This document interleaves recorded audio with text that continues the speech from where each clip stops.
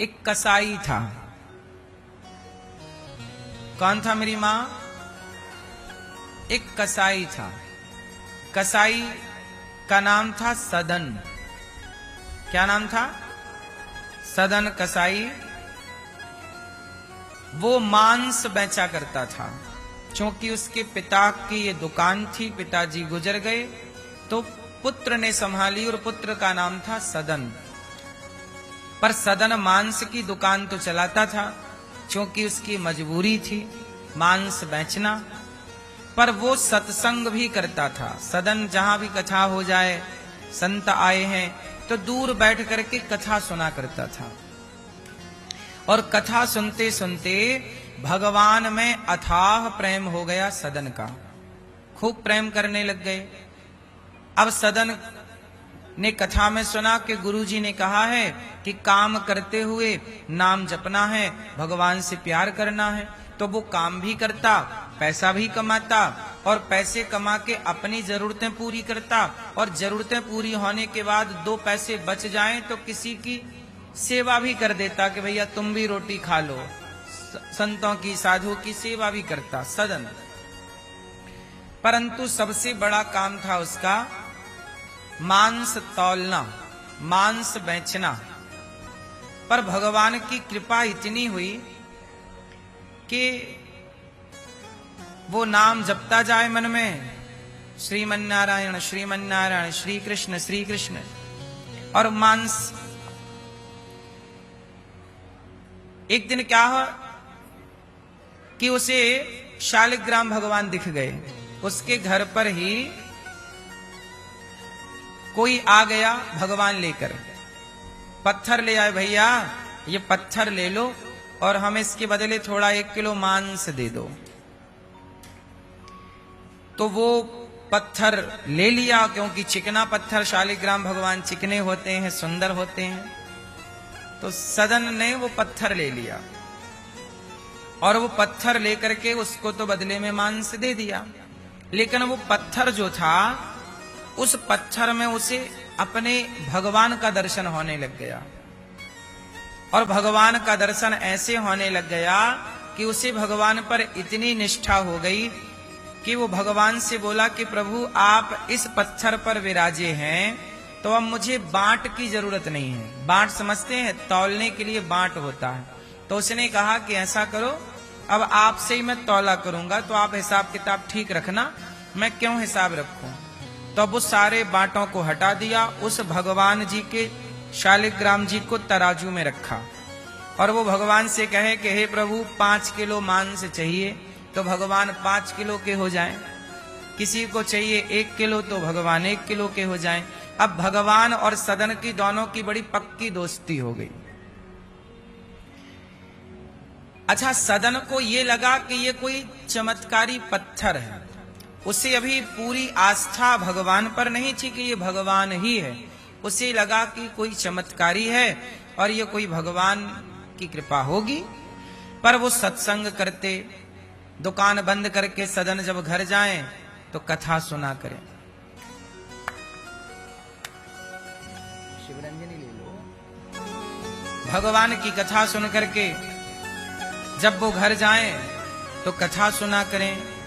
पत्नी उनकी कथा सुनाए, कभी वो कथा सुनाए, कभी कोई और से सुनाए। इतनी निष्ठा कि 2 ही काम थे, काम करना और भगवान का चिंतन करना। ना निंदा, ना चुगली, ना छल, ना कपट। अब रोज सदन मांस तौलता शालिग्राम भगवान से। एक दिन वहां से कोई संत गुजरे तो संत की नजर पड़ गई भगवान में। तो संत ने कहा, अरे सदन, तू बहुत बड़ा पापी है। देख ये भगवान शालिग्राम है और तू तराजू में इनको रख के मांस तौलता है। मांस की दुकान में तूने भगवान को बिठा रखा। चल ये भगवान मुझे दे, मैं इनकी पूजा करूंगा, वरना तुझे बड़ा पाप लगेगा। तो सदन बेचारा डरता डरता दे दिया कि मेरे पास तो कोई पूजा पाठ का ज्ञान है नहीं, मैं कैसे पूजा करूं। पंडित जी को दे दिया, कोई संत को दे दिया। अब संत जी ले गए शालिग्राम जी को, दूध दही से नहवाया, पुष्प चढ़ाए, चंदन चढ़ाए। अब जब रात हुई तो रात्रि में संत जी को शालिग्राम जी ने सपने में कहा, सुनो साधु जी, हमें जहां से लाए हो सवेरे वहीं छोड़ के आना, अपने पास ना रखो। क्यों? अरे वो हमारा भक्त रोज तराजू में रख के हमें रोज झूला झूलाता था, रोज हम आनंद से झूला झूलते थे, तुम ला के बिठा दिए, तुरंत छोड़ के आओ हमें। अब रात कोई साधु जी दौड़े दौड़े सदन के घर पहुंचे। भैया सदन, दरवाजा खटखटाया, सदन ने दरवाजा खोला। जी हुजूर, जी मालिक, क्या हुआ संत जी? अरे भैया ये तेरे भगवान, तू पकड़ सुन, ये भगवान है, रात को मेरे से बोले कि मैं सदन के पास बड़ा खुश हूं। अब तो सदन रो पड़ा, हे प्रभु मुझे पता ही नहीं था कि ये भगवान है, मुझे तो लगा कोई पत्थर है जो चमत्कारी है, मुझे क्या पता था कि ये भगवान है। अब तो वो भगवान को लेकर के सदन जी अपनी सेवा में लग गए भगवान जी की। एक दिन सदन को सपना आया, सदन को सपना आया कि देख सदन, तू भगवान की भक्ति छोड़ दे, यदि तू भक्ति नहीं छोड़ेगा तो तेरा नुकसान हो जाएगा।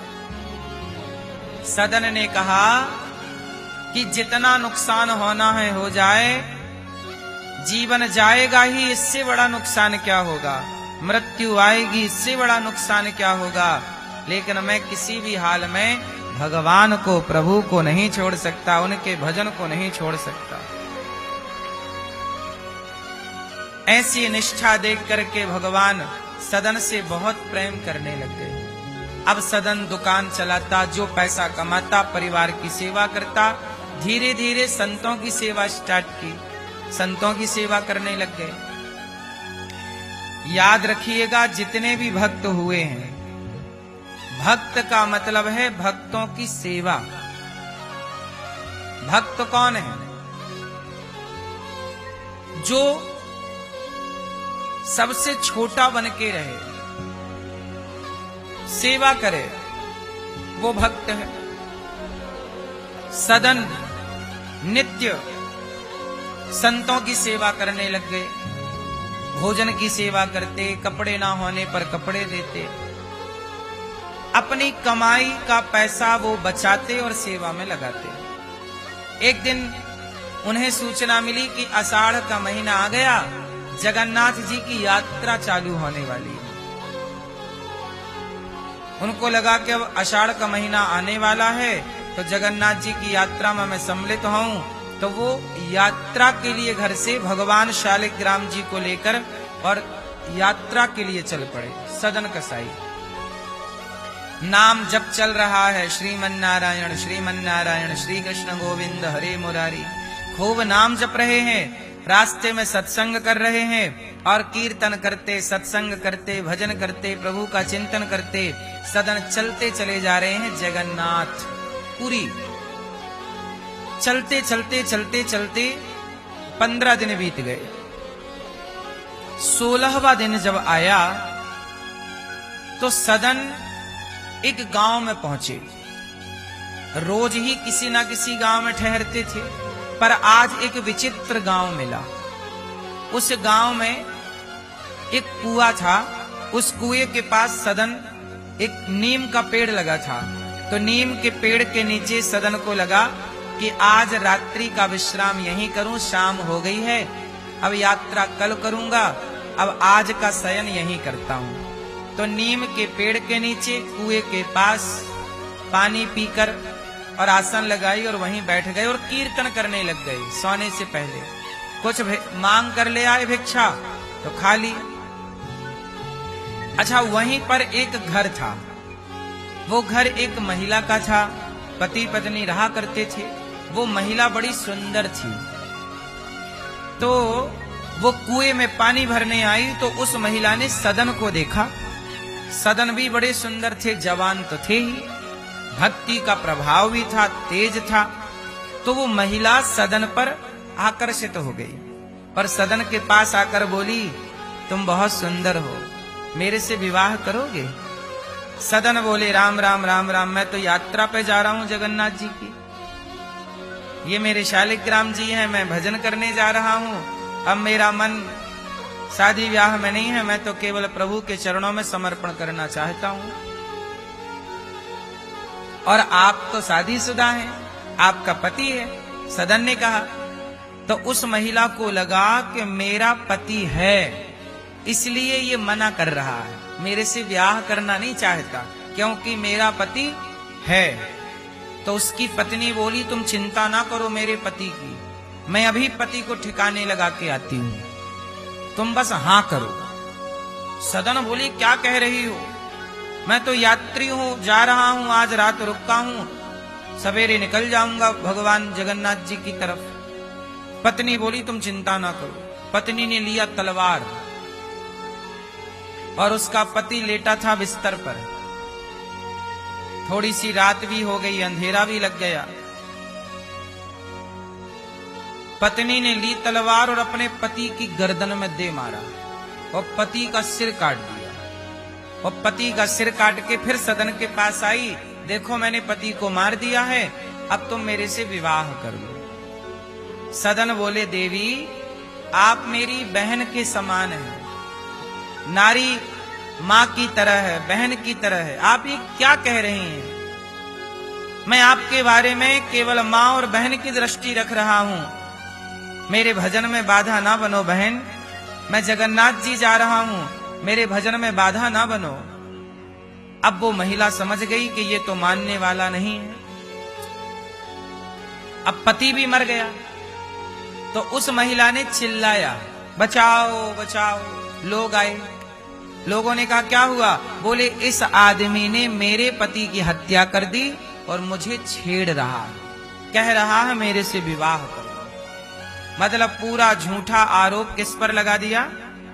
सदन पर। अब देखना, विधि का विधान समझना, ईश्वर की नीति और नियति समझना कि कई बार आप लोग गलत नहीं होते पर आप परेशान होते हैं। क्यों होते हैं सर? कई बार आप बहुत परेशान होते हैं, आपके जीवन में बड़ा कष्ट आ जाता है जबकि आप सही हैं। आप लोग कहते हैं कि हम सही हैं फिर भी संकट क्यों आया? तो इस प्रश्न का उत्तर अब मिलेगा आपको इस कथा से। सदन को गांव वालों ने पकड़ लिया और सदन को ले जाके राजा के सामने पेश किया। महाराज की जय हो, ये अपराधी है महाराज, इसने हमारे गांव की एक महिला के पति की हत्या की और उस महिला को इसने गलत नजर से देखा। राजा ने पंचायत बिठाई और राजा ने मंत्रियों को बुलाया, न्याय सभा लगी। राजा ने उस महिला को बुलाया, क्यों देवी, इसने तुम्हारे पति की हत्या की? उस महिला ने कह दिया, हाँ महाराज, इसने मेरे पति की हत्या की और इसने बोला कि मेरे से विवाह कर लो। मेरे लिए इसने मेरे पति को मार दिया, जबकि मारा उस स्त्री ने ही था। राजा ने सदन से पूछा कि आप अपना पक्ष रखो, आपने इसके पति को क्यों मारा? तब सदन ने कहा, महाराज मैं तो यात्री हूं, आपके गांव में रुका और आपके यहाँ रात बितानी थी, सवेरे मुझे यात्रा पे जगन्नाथ जी का दर्शन करने जाना है। अभी लंबी यात्रा है महाराज। इस महिला ने आकर कहा कि मेरे से विवाह कर लो, मैं यात्रा कर रहा हूं, भगवान का चिंतन कर रहा हूं, मैं क्यों इससे विवाह करूंगा? ये झूठ कह रही है, इसी ने अपने पति को मारा है। तो राजा बोले कि कोई पत्नी अपने पति को क्यों मारेगी? तुमने ही मारा। सैनिकों, आदेश है, इसने इन हाथों से इसके पति को मारा, इसलिए इस सदन नाम के व्यक्ति के दोनों हाथ काट दिए जाएं। लो भैया, अच्छे भले सदन महाराज यात्रा पे जा रहे थे और राजा ने निर्णय दे दिया कि इनके हाथ काट दो। अब सदन के हाथ कट गए, हाथ काट दिए और सदन को छोड़ दिया कि अब जाओ। अब सदन हाथ कटे हैं और चल रहे हैं यात्रा पे। सोचिए, हाथ काटे होंगे, कितना दर्द हुआ होगा, कितनी पीड़ा हुई होगी, कितना कष्ट हुआ होगा। पर वो सारा कष्ट सहते सहते वो जगन्नाथ जी जा रहे हैं। देखो, उनकी निष्ठा डोली नहीं कि मैं हाथ कट गए, हे प्रभु तुमने मेरे साथ गलत क्यों किया, मैं तो दर्शन के लिए आ रहा था, ये मेरे साथ अन्याय क्यों हुआ? अब अन्याय क्यों हुआ, इस गुत्थी को अब जगन्नाथ जी कैसे सुलझाते हैं, अब सुनिएगा। 15 दिन बाद सदन जी पहुंच गए जगन्नाथ जी। जैसे ही जगन्नाथपुरी में प्रवेश किया तो भगवान जगन्नाथ जी ने अपने पुजारियों से कहा कि जाओ, मेरा एक भक्त आ रहा है, उस भक्त को पालकी पर बिठा करके लाओ। अब पुजारी दौड़े दौड़े गए, कहा कि प्रभु कैसे पहचान होगी कि आपका भक्त कौन है। तब भगवान जगन्नाथ जी बोले कि उसके हाथ भी मेरे हाथों की तरह आधे आधे हैं, मेरे भक्त के हाथ भी मेरी तरह आधे हैं, मतलब कटे हुए। जगन्नाथ जी के हाथ भी ऐसे हैं आधे। तो पुजारी गए तो सदन मिल गए, तो सदन को पालकी पर बिछाया और साथ सम्मान जगन्नाथ जी लाए। जैसे ही जगन्नाथ भगवान का दर्शन करने के लिए पालकी से सदन कसाई उतरे, और जैसे ही जगन्नाथ भगवान को हाथ तो थे नहीं, पर हाथ जोड़ने के लिए कटे हाथों से जैसे ही आगे हाथ बढ़ाए तो जगन्नाथ भगवान की कृपा से अपने आप उनके दोनों हाथ जैसे थे वैसे हो गए। हाथ उग आए, अर्थात जस के तस हो गए भगवत कृपा से। और जब हाथ सही हुए तो सदन ने देखा कि मेरे तो हाथ सही हो गए। अब यहां ध्यान देना कि सदन के हाथ वापस आ गए, लेकिन 15 दिन तक हाथ नहीं थे, कट गए ना, और 15 दिन की यात्रा बाकी थी, तो 15 दिन बिना हाथ के थे। उन 15 दिनों में क्या था, वो सदन की परीक्षा की घड़ी थी। भगवान ये देखते हैं कि मेरा भक्त कहीं विचलित तो नहीं हुआ। अब सदन ने जगन्नाथ जी से सवाल किया कि हे प्रभु ये बताओ, जब हाथ लौटाने ही थे आपने मेरे हाथ लौटा दिए, जब हाथ लौटाने ही थे तो आपने मेरे हाथ कटवाए क्यों? अब ये सवाल है कि जब हाथ वापस ही करने थे तो हे जगन्नाथ जी बताइए कि मेरे हाथ आपने क्यों कटवा दिए? आप चाहते तो वो महिला मेरे पे गलत आरोप ना लगाती और हाथ राजा की आज्ञा से ना कटते, क्योंकि आपकी मर्जी के बिना तो पत्ता नहीं हिल रहा है, आपकी ही तो सब कृपा से सब संसार चल रहा है। तब भगवान जगन्नाथ जी ने जो समझाया वो आप जरा समझिए। जगन्नाथ जी बोले कि सदन, मैंने तेरे हाथ नहीं कटवाए। देखो व्यक्ति आरोप किस पर लगाता है कि भगवान ने मुझे दुख दे दिया। भगवान जगन्नाथ जी ने कहा कि सदन, मैंने तेरे हाथ नहीं कटवाए। तो प्रभु किसने कटवाए? आपकी मर्जी के बिना तो पत्ता नहीं हिलता। तो भगवान बोले मेरी मर्जी के बिना पत्ता नहीं हिलता, ये बात तो सच है, पर ये पिछले जन्म का तुम्हारा कर्म था, उस कर्म का हिसाब हुआ है इस जन्म में, तब हिसाब हो नहीं पाया था।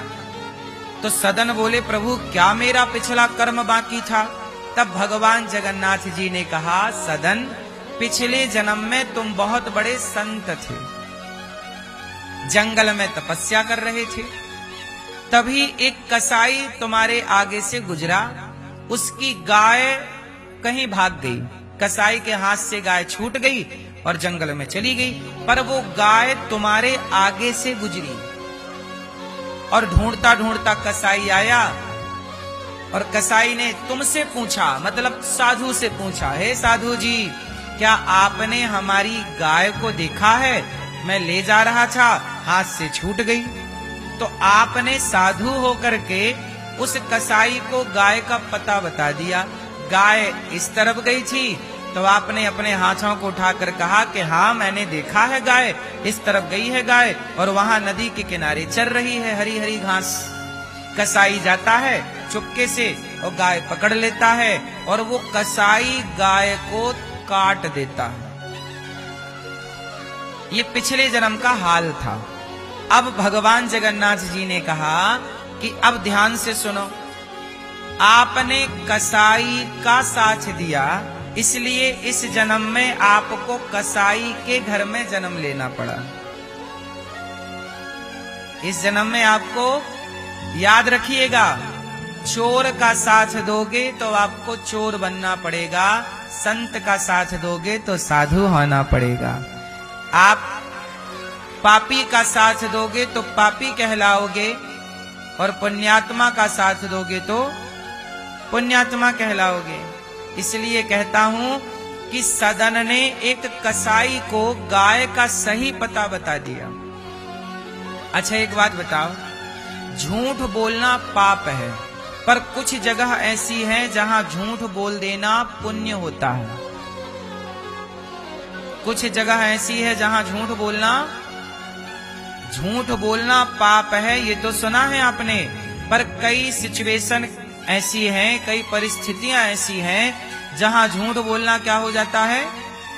बोलो मेरी माँ, पुण्य। कहा? अब जैसे गाय छूट कर गई तो कसाई ने पूछा कि गाय कहाँ है, तो संत जी को बोल देना था। या तो वो बोलते ही ना, चुप रहते, या तो गाय इस तरफ गई तो वो बता देते उस तरफ गई है, ताकि कसाई भटक जाता और गाय ना मिलती। क्योंकि गाय ना मिलती तो गाय की जान बच जाती, गाय मिल गई तो गाय काट दिया। गाय की रक्षा के लिए झूठ बोला जाए तो वह झूठ नहीं, सच से भी बड़ा पुण्यदायी है। गाय की रक्षा के लिए बोला। आपके एक झूठ बोलने से समाज में बहुत लोगों का भला हो रहा है, तो वहां झूठ बोल देना पुण्य है, वह सच से भी श्रेष्ठ है।